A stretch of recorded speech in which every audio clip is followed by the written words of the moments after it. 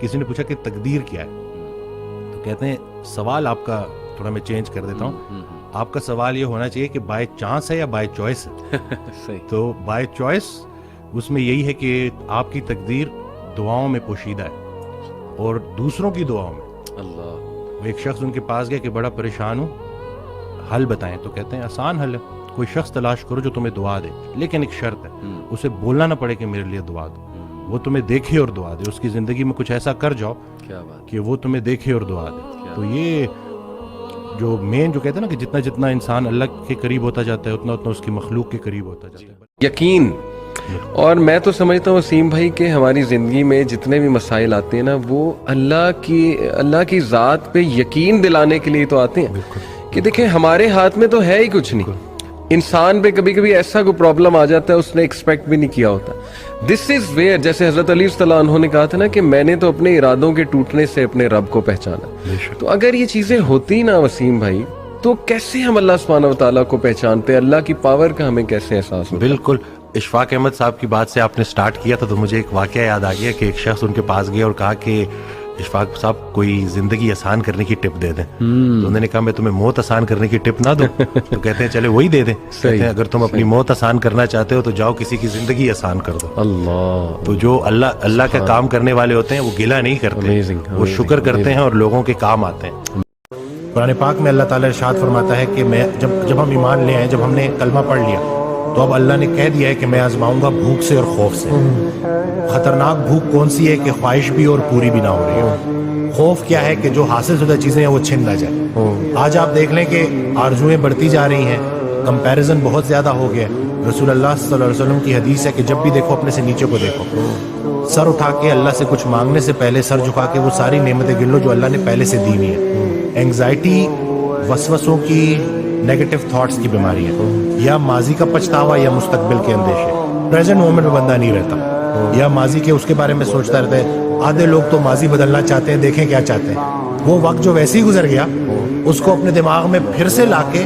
اللہ تو کسی کو اس کی برداشت سے زیادہ نہیں آزماتا، ہم خود کو آزما رہے ہوتے ہیں۔ خطرہ باہر سے نہیں ہے، کیونکہ اینگزائٹی میں نا ایک فیئر بھی ڈیولپ ہو جاتا ہے، خطرے کا احساس ہوتا ہے۔ خطرہ باہر سے نہیں ہے، خطرہ اندر سے ہے۔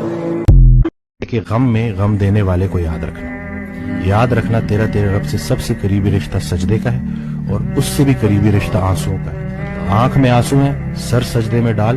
نام محمد آہوں میں، دیکھ یہ غم تجھے کیسے سرفراز کرتا ہے، یہ وہ موتی ہیں جو تجھے تیرے مقام سے آشنا کریں گے۔ اعوذ باللہ من الشیطان الرجیم، بسم اللہ الرحمن الرحیم،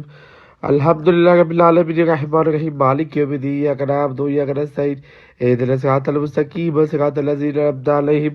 غیر المغضوب علیہم ولا الضالین، قل هو اللہ احد اللہ الصمد لم یلد ولم یولد ولم یکن لہ کفوا احد۔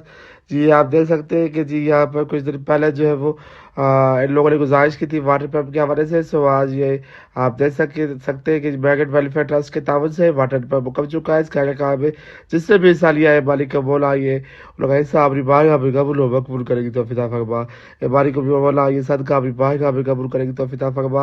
اے مالک کو مولا یہ پمپ جو ہے سارے ثواب کی نیت سے لگایا گیا ہے، مالک کو مولا جو اس جہاز وفات پا چکے مالک کے مولا کو جنت الفردوس میں اعلیٰ مقام دینے کی توفیق عطا فرما۔ اے مالک کو مولا اولوں کی جو ہے وہ درجات بلند کرے گی توفیق عطا فرما اور لواحقین کو سبق دینے کی توفیق عطا فرما۔ اے مالک کو مولا جس نے یہ ہینڈ پمپ ڈونیٹ کیا ہے، اس ہینڈ پمپ کے وسیلے ایک ایک بوند کا ثواب لوگوں کو دینے کی توفیق عطا فرما۔ اے مالک کو لوگوں ایسے ہی فلاحی کام کرے گی توفیق عطا فرما۔ قل اعوذ برب الناس مالک الناس لا الہ الا انت من شر الوسواس الخناس الذی یوسوس فی صدور الناس من الجنۃ والناس، لا الہ الا اللہ۔ اور میں سمجھتا ہوں کہ جب آپ اللہ سے رابطہ شروع کرتے ہیں نا تو اللہ تعالیٰ سگنلز بھیجتا ہے۔ آپ نے اپنی لائف میں بھی دیکھا ہوگا، اکثر انسان کو نا اللہ تعالیٰ ارد گرد سے دکھا رہا ہوتا ہے کہ دیکھ میں تجھے نکال رہا ہوں اس گند سے، اس ماحول سے، اور لوگ بھیج رہا ہوں تیری طرف جو کچھ ایسے جملے کہتے ہیں جو اللہ سے محبت پر مبنی جملے ہوتے ہیں۔ یہ اصل میں اللہ سبحانہ وتعالیٰ is talking to you through those people. میرا یہ ایمان ہے، کوئی ویڈیو آپ کے سامنے آ جاتی ہے، کوئی لیکچر کھل جاتا ہے آپ کے سامنے، کوئی میسج آ جاتا ہے، ٹھیک ہے نا، آپ انسٹا دیکھ رہے ہوتے ہیں، اچانک ایک پوسٹ صبر پہ آ جاتی ہے، کچھ اور آ جاتا ہے، یہ اللہ کی طرف سے میسیجز ہوتے ہیں بندے کے لیے کہ تو میری نظروں میں ہے، اور بندوں کے ذریعے آتے ہیں، بندوں کے ذریعے۔ ایک شعر تھا کہ جب سے سنا ہے یار لباس بشر میں ہے، اب آدمی کچھ اور ہماری نظر میں ہے۔ قیامت والے دن وہ مفہوم ہے نا کہ جب اللہ تعالیٰ ہم سے پوچھے گا کہ میں بھوکا تھا اور آپ نے مجھے کھانا، कहेंगे अल्लाह आपको कब भूख लगी, कहते नहीं वो जो बंदा मेरा था वो मैं ही तो था।